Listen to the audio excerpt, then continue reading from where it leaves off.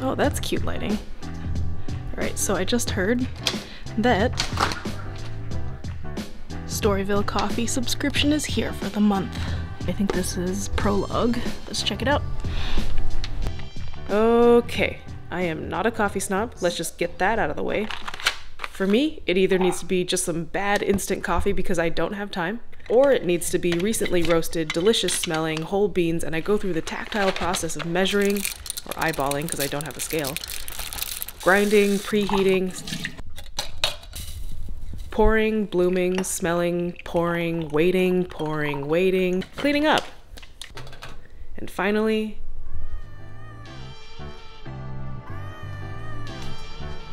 well, cheers.